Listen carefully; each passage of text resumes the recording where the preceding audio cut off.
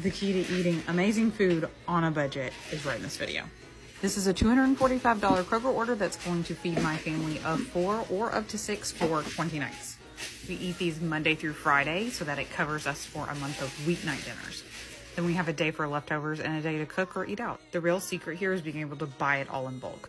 I strategically pick out meals that overlap in ingredients but don't taste the same. Think about meals that overlap meat, but then we use different seasonings or cook in a different style so that it's not all the same.